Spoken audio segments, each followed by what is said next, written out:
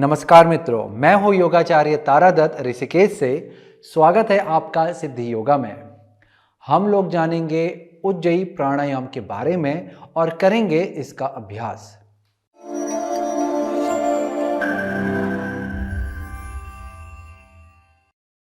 उज्जयी प्राणायाम प्रारंभिक श्रृंखला का अभ्यास है। हालांकि सारे ही प्राणायाम प्रारंभिक श्रृंखला से शुरू होते हैं, फिर उन्हीं प्राणायाम में आगे जाकर के कुंभक जुड़ता है, जो कि आपका जो प्रारंभिक श्रृंखला का अभ्यास है वो बढ़ के मध्यम श्रृंखला का हो जाता है।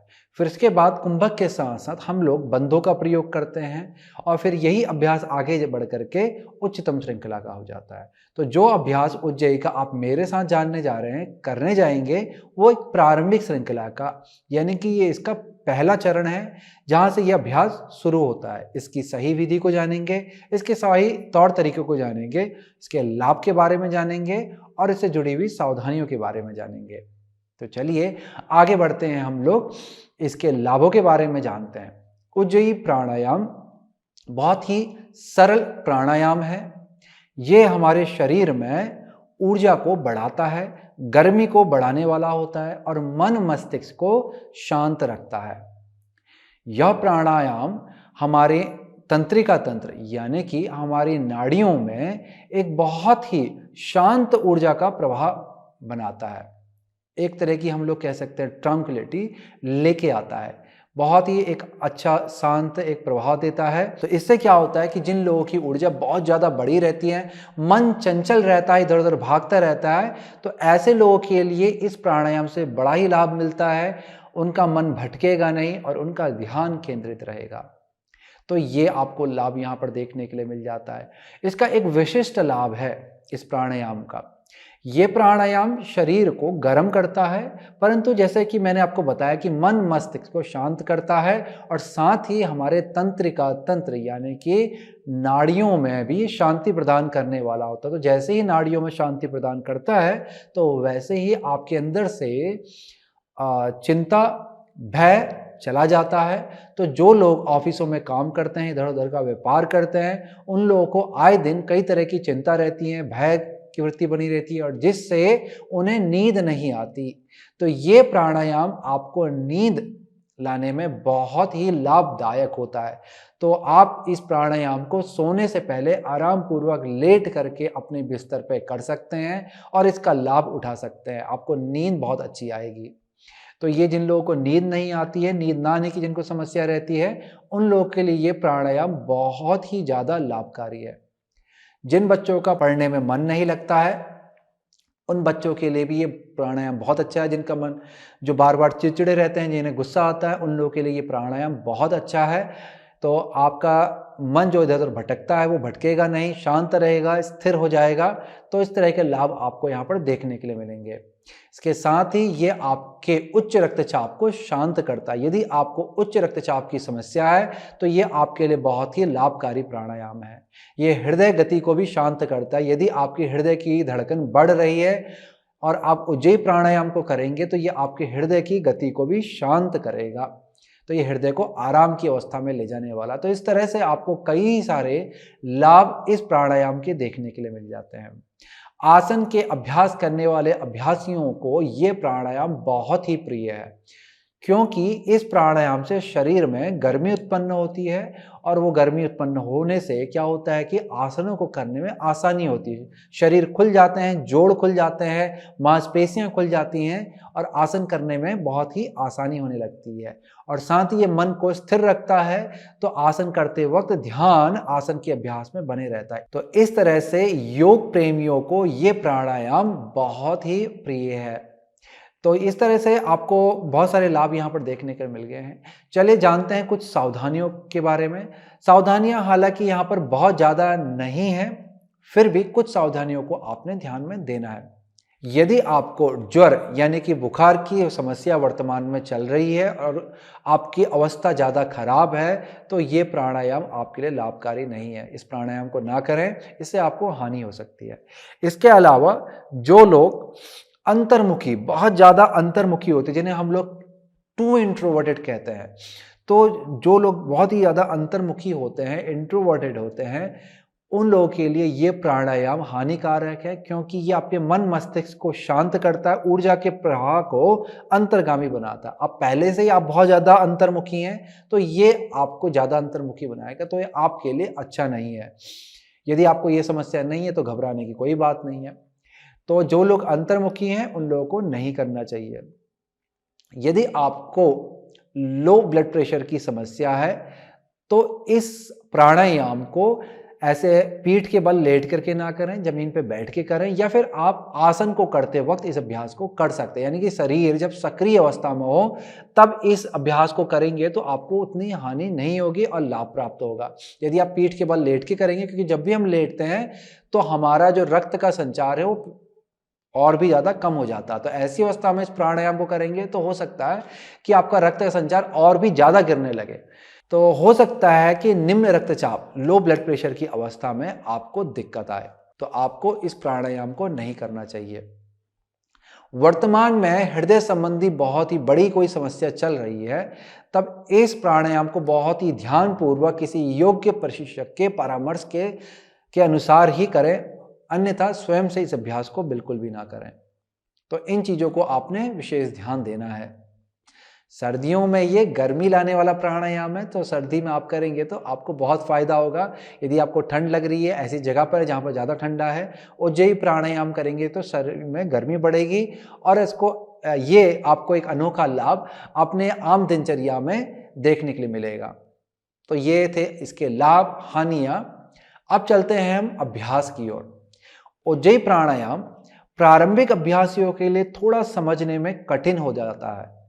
इसी वजह से बहुत सारे अभ्यासी लोग उज्जयी प्राणायाम को समझ नहीं पाते हैं, और कई लोग जो अभी अभी आए हैं तो उन लोगों के लिए भी एक सही विधि का होना बहुत जरूरी है, जिससे उज्जयी प्राणायाम को बहुत कम समय में और अच्छे से समझा जाए। क्योंकि इसमें क्या होता है, हम लोग जब श्वास और प्रश्वास लेते हैं तो हम लोग गले के पास से श्वास और प्रश्वास को करते हैं, जिससे एक तरह की ध्वनि भी उत्पन्न होती है। जब हम लोग श्वास को अंदर खींचते हैं तो ध्वनि जो बनती है वो स की आवाज की बनती है, जो कि कुछ इस तरह से होती है।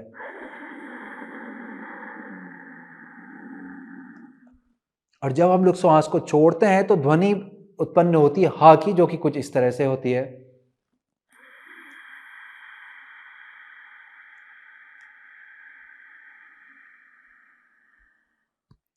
तो ये प्राणायाम स और ह की ध्वनि को उत्पन्न करते हुए, और ये ध्वनि उत्पन्न हो रही गले से, उत्पन्न करते हुए किया जाता है।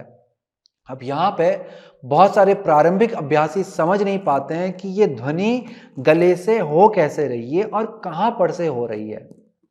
और बहुत सारे लोग जो पहले से करते थे प्राणायाम, उनको भी नहीं पता होता कि वो सही तरीके से कर रहे हैं कि नहीं कर रहे हैं। चलिए मैं आपको बतलाता हूँ एक आसान रूप में कैसे आप जानेंगे कि किस तरह से ये ध्वनि उत्पन्न होती है, कहाँ से होती है, और जो आप कर रहे थे पहले और अभी इन दोनों को आप आपस में रख करके, इनको देख करके, इनको कंपेयर करके समझ सकते हैं कि क्या सही है आपका, और क्या आप पहले जो कर रहे थे वो सही था कि गलत था। चलिए, तो प्राणायाम को समझने के लिए बहुत ही एक आसान तरीका होता है। लगभग सभी ने अपने बचपन में एक कार्य किया होगा कि शीशे पे लंबी श्वास लेकर के मुंह से हवा निकाली होगी और फिर उस पर कुछ लिखा होगा। तो आपको क्या करना है, शुरुआत में इस प्राणायाम को समझने के लिए जो आपने वो प्रक्रिया पहले कभी बचपन में की थी, जिसमें आप शीशे पे मुंह से हवा छोड़ते थे, गर्म हवा छोड़ते थे, वही प्रक्रिया आप यहाँ पे करेंगे। तो ये इसकी पहली अवस्था, मतलब इसका एक सामान्य रूप है, इसको समझने का एक रूप है। तो यहाँ से इसकी शुरुआत होती समझ की, कि हमने लंबा गहरा श्वास लेना है। अब मुंह को खोलते हुए गर्म हवा को छोड़ना है।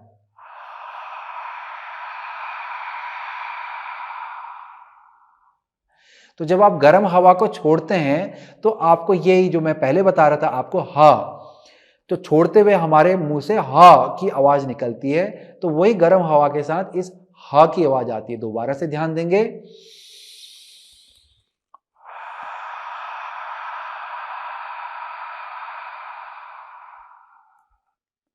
तो इस तरह से सबसे पहले आपको जो कभी आपने बचपन में किया था तो उस प्रक्रिया को करना है और कुछ बार दोहराना है, ताकि आपको महसूस हो सके कि हाँ, वास्तव में एक गले से जब बारीकी से जब श्वास बाहर आती है, क्योंकि गला हल्का सा दबता है यहाँ पे, और बहुत बारीकी से हवा जब बाहर आती है तो आवाज बनाती है, जो आवाज होती है वो होती है हाँ।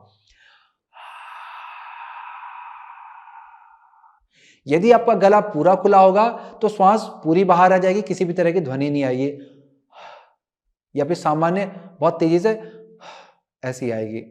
परंतु यदि आप ध्यान देंगे और धीरे से बारीकी से श्वास को छोड़ेंगे तो वो हा की ध्वनि आपको साफ सुनाई देगी और लंबी होगी।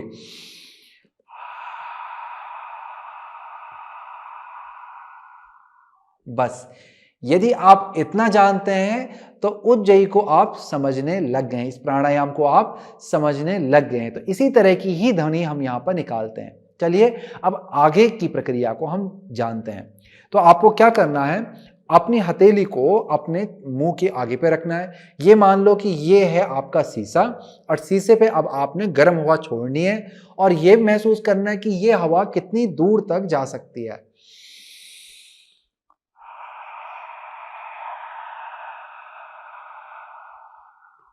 जैसे कि मैं लगभग इस गर्म हवा को अपने चेहरे से लगभग इतना दूर तक महसूस कर सकता हूं कि यह हवा इतनी दूर तक जा सकती है। अब यहां से उज्जयी की एक शुरुआत आपको आ गई कि आपने आवाज सुन ली, आपको महसूस भी होने लग गया है कि आवाज गले के पास से आ रही है, जो गर्म हवा है वो गले के पास से आ रही है। अब इसमें हम लोग और ध्यान लगाते हैं, इसी हवा को हम दोबारा छोड़ेंगे हाथ को आगे रख करके, पर यहां पर प्रक्रिया में हम हवा को और भी बारीकी से छोड़ेंगे। तो करना क्या होता है कि मुंह को जैसे हम खोलेंगे, इसके बाद जो गले का नीचे वाला जो हिस्सा होता है घंटी के पास का, हमारा गले के अंदर पे जो घंटी होती है उसके पास का ग्लूटिस इसको हम कहते हैं, उसको आपने ऐसे हल्का सा ठोड़ी को नीचे ला करके कंप्रेस करना है, उसको दबाना है ताकि हवा और भी बारीक होकर के निकले। तो जो कि कुछ इस तरह से होगी।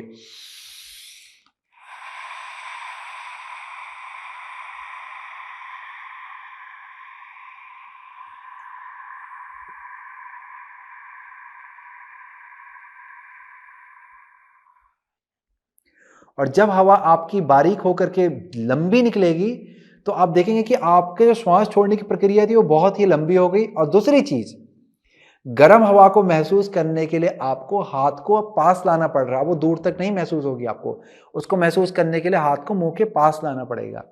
तो इस तरह से श्वास आपकी धीमी लंबी गहरी हो जाती है। तो जो कि कुछ इस तरह से, दोबारा से मैं आपको बिना हाथ के बतला देता हूं।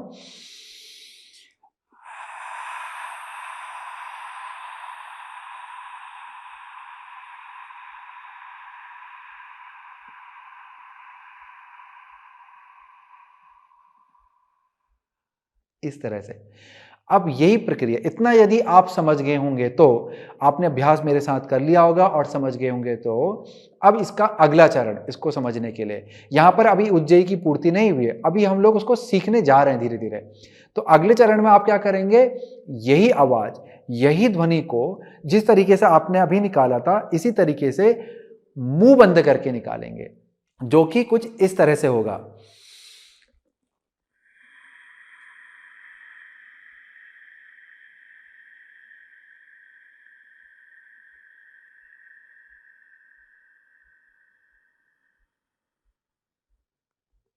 तो देखिए इतना लंबा श्वास छूटता हुआ चला जाता है, और शरीर में जैसे जैसे आप इस श्वास को बार बार अभ्यास करेंगे तो आपको शरीर में गर्मी भी महसूस होने लगेगी। तो यदि आपने इतना कर लिया है तो ये जान लीजिए कि आपने उज्जयी प्राणायाम का श्वास छोड़ना जान लिया है, कि उज्जयी प्राणायाम को किस तरह से किया जाता है, और खासकर जब श्वास को छोड़ा जाता है तो कहां से छोड़ा जाता है और क्या किस तरह से वो ध्वनि बनती है। तो इतना आप समझ चुके हैं। शुरुआत में हमको, जब जो लोग अभी अभी जिन्होंने अभ्यास शुरू किया है, शुरुआत में उनको अपने गले, ये जो हमारी थोड़ी है इसको हल्का सा नीचे लाना पड़ता है, गले को हल्का सा दबाना पड़ता है मांसपेशियों को खींच करके।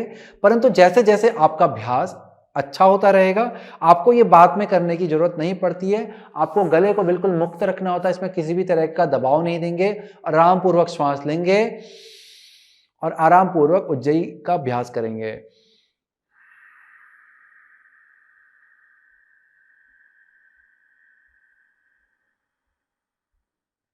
तो अब यहां पर आपने देखा कि मैंने इस तरह से जैसे पहले किया था, यहां पर मैंने उस तरह से अब गले को नहीं दबाया, फिर भी मैंने उज्जयी का अभ्यास कर लिया। तो जैसे आपकी पकड़ अच्छी हो जाएगी, समझ अच्छी हो जाएगी, तो फिर आपको ज्यादा गले को दबाना नहीं पड़ता है, फिर आराम से आप श्वास लें। हाँ, हल्का सा दबाव, हल्का सा संकुचन होता ही होता है, क्योंकि हम हवा को बारीकी से निकालते, तभी तो ये आवाज आती है, और तभी ये आवाज के साथ ही हवा बहुत हमें बड़ी और हल्की और फैली हुई गर्म महसूस होती है। तो इस तरह से ये इसका श्वास छोड़ना होता है। अब इस अभ्यास को ये मान लीजिए कि आप 10 से 15 बार अभ्यास को करें, सिर्फ श्वास छोड़ने पे ध्यान दें। आराम पूर्वक सांस लेते हैं नाक से और आराम पूर्वक नाक से ही श्वास को छोड़ते हैं।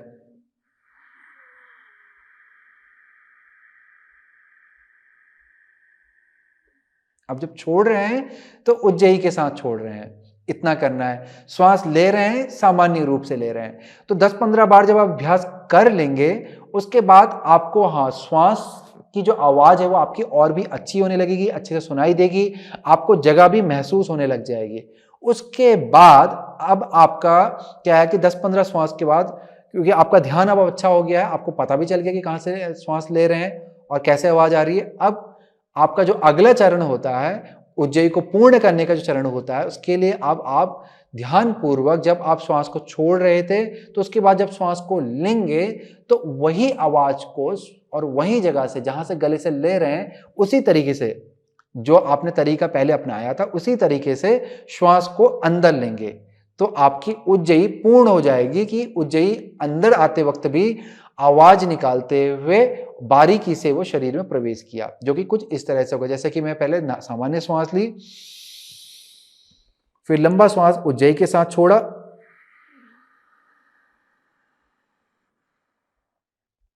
अब उज्जयी के साथ ही मैं श्वास लूंगा,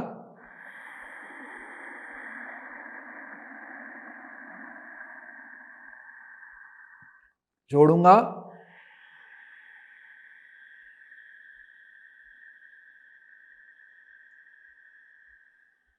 लूंगा,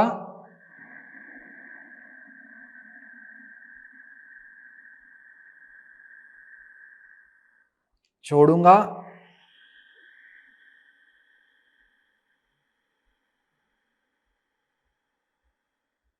तो इस तरह से आपका श्वास प्रश्वास लंबा, धीमा, गहरा होता हुआ चला जाएगा। तो महत्वपूर्ण होता है इसमें श्वास को छोड़ना सीखना, और वो सरल भी होता है। जब एक बारी आप श्वास को छोड़ना सीख लेते हैं, फिर उसके बाद उसके अभ्यास को बार बार करते हैं, जैसे कि मैंने आपको बताया कम से कम 10 से 15 बार करें। अब वहां तक आपकी समझ यदि आपकी अच्छे से आ जाती है, फिर आपको ध्यान देना होता है श्वास को लेने में। तो छोड़ते हुए उज्जयी करेंगे, उसे महसूस करेंगे, फिर लेते हुए कोशिश करेंगे कि वैसे ही उज्जयी से ही श्वास को अंदर ले, यानी कि बारीकी से श्वास को अंदर लेके आए, ताकि आपको वो ध्वनि अच्छे से सुनाई दे। और स्वतः ही आपको कुछ करना नहीं होता है स को निकालने के लिए, वो स्वतः ही जब आपकी जो श्वास है बारीकी से आती है, तो वो अपने आप एक स की ध्वनि को उत्पन्न करते हुए लाती है, इस तरह से। तो वो स की ध्वनि को ही अपने आप स्वतः ही उत्पन्न करके लाती है। तो इस तरह से आपका उज्जयी का अभ्यास पूर्ण हो जाता है। तो मैंने आपको तकनीक बता दी, तो इस तकनीक का अभ्यास करें, अभ्यास को धीरे धीरे बढ़ाएं, और फिर आप देखें कि आपका उज्जयी का अभ्यास बहुत ही अच्छा हो जाएगा। और उज्जयी को आप अपने अनुसार सुबह, दोपहर, शाम को कर सकते हैं। हमेशा ध्यान रखें कि उज्जयी प्राणायाम जो है ये शरीर में ऊर्जा को बढ़ाता भी है, गर्मी भी लेके आता है। तो ऐसी स्थिति में क्या होता है कि हम लोग उज्जयी को भोजन के पश्चात नहीं करते हैं। उज्जयी क्या, लगभग सारे प्राणायाम, लगभग सभी प्राणायाम को भोजन के पश्चात नहीं किया जाता। तो इस सावधानी को आपने ध्यान देना है। लगभग भोजन से 3 से 4 घंटे का कम से कम अंतर होना चाहिए, क्योंकि 3 से 4 घंटे बाद भोजन पच जाता है। तो उसके बाद यदि आप करेंगे तो उज्जयी का लाभ मिलेगा, हानि नहीं होगी। नहीं तो यदि आप इसे भोजन के पश्चात करने लगेंगे तो होता क्या है कि जब हमारा भोजन शरीर के अंदर जाता है तो उसको पचाने के लिए हमारा शरीर गर्मी पैदा करता है, और वो गर्मी की मात्रा एक संतुलित होती है कि उसे शरीर को पता होता है कि कितनी गर्मी बनानी है और उस गर्मी के हिसाब से शरीर को कितनी गर्मी चाहिए, और उसी गर्मी के हिसाब से फिर खाने का पाचन का कार्य होता है। परंतु यदि हम उज्जयी से गर्मी शरीर में पैदा करेंगे तो गर्मी बढ़ने लगेगी, तो जो पाचन का जो कार्य है वो बिगड़ने लगेगा, क्योंकि जितनी आवश्यकता थी उससे ज्यादा गर्मी बढ़ रही है, तो वो जो खाने का जो पाचन का जो कार्य था वो बिगड़ जाएगा, तो जो पाचन प्रणाली वो ठीक से कार्य नहीं कर पाएगी। तो इस वजह से उज्जयी खाने के बाद वर्जित है। लगभग सारे ही प्राणायाम जो हैं वो खाने के बाद वर्जित होते हैं, क्योंकि प्राणायाम जो ज़्यादातर हैं हमारे, या तो वो गर्मी पैदा करते हैं या फिर शरीर को ठंडा करते हैं, और दोनों ही स्थितियां खाने के बाद सही नहीं है। इसके अलावा आप उज्जयी को कभी भी कर सकते हैं। सुबह के समय करेंगे तो बहुत अच्छा है, ब्रह्म मुहूर्त के समय आसन के साथ करेंगे तो ये भी बहुत अच्छी बात है। और यदि आपको नींद ना आने की समस्या है, तनाव चिंता वगैरह रहती है, सोने से पहले कई तरह के विचार आते हैं, बहुत सारे खराब स्वप्न आते हैं, तो आप इस प्राणायाम को सोने से पहले कीजिए और फिर इसका लाभ उठाइए। तो इस तरह से आप अपने अनुसार इस प्राणायाम को निर्धारित कर सकते हैं। शुरुआत में यदि आप प्रारंभिक अभ्यासी हैं और बैठ करके इस प्राणायाम को समझ करके अभ्यास करना चाहते हैं, तो आपने इस अभ्यास को शुरुआत में लगभग 15 से 20 बार करना है। 15 से 20 बार करें और फिर आराम से सामान्य श्वास प्रश्वास पर आ जाएं। फिर दोबारा से इसी अभ्यास को 15 से 20 बार करें, फिर आराम से सामान्य श्वास प्रश्वास पर आ जाएं, फिर 15 से 20 बार करें। तो इस तरह से आपने इसे 3 भागों में विभाजित कर करके 15 से 20 बार एक भाग, 15 से 20 बार दूसरा भाग, 15 से 20 बार तीसरा भाग, ऐसे 3 भागों में विभाजित करके आप एक समय में इसका अभ्यास करेंगे तो आप इसके अधिकतम लाभ को प्राप्त करेंगे। तो जैसे कि मैंने आपको ये भी बतला दिया था कि सोकर के भी आप इसे, यानी कि पीठ के बल लेटने के बाद भी आप इस अभ्यास को कर सकते हैं। ये ज्यादा फायदेमंद तब होती है जिन लोगों को नींद नहीं आ रही, तो वो बेड में अपना लेट के कर सकते हैं। परंतु सामान्य अभ्यासी अपने अभ्यास को कोशिश करता है कि सक्रिय रूप से करे ताकि शरीर में किसी भी तरह का आलस्य ना आने पाए। तो इसलिए सामान्य अभ्यासी को, जिन्हें नींद ना आने की बीमारी नहीं है, उन अभ्यास करने वालों को इस अभ्यास को बैठ के करना चाहिए, तो आपको इसका लाभ अच्छा मिलेगा और हानि बिल्कुल भी नहीं होगी। तो इन सब चीजों को आपने ध्यान में रखना है और धीरे धीरे करते ही अभ्यास को बढ़ाना है। यानी कि शुरुआत में 15 से 20 बार आपने किया, तो इसे बढ़ा करके फिर आप 20 से 25, 25 से 30, 30 से 35 ऐसे करते हुए हर भाग में उस प्राणायाम के जो उसकी औसतन सीमा थी उसको आप बढ़ा सकते हो। इस तरह से आप अभ्यास करेंगे तो आपका अभ्यास और भी बेहतर होता चला जाएगा, और धीरे धीरे करके ही हमेशा अभ्यास को बढ़ाएं ताकि उसके अधिकतम लाभ को आप प्राप्त कर पाएं और हानि ना हो। तो ये सारी जानकारी थी हमारी उज्जयी प्राणायाम की। याद रखिएगा, शुरुआत में आपको धीरे धीरे करके ही बढ़ाना है, और जो भी प्रक्रिया मैंने आपको बतलाई, यदि आपने उज्जयी पहले नहीं की है तो जो भी प्रक्रिया मैंने जिस तरह से बतलाई है उसको करें, उसके अभ्यास को बार बार करें, क्योंकि मैंने अभी 1-2 बार अपने हाथ के आगे किया था, तो हो सकता है उसे अच्छे से समझने के लिए आपको 10 से 15 बार 20 बार करना पड़े। तो उसे करिए, कई समय दोहराइए, कई बार उसको दोहराएं दोहराएं दोहराएं, तब तक दोहराते रहें जब तक आपको वो ठीक से समझ में ना आ पाए।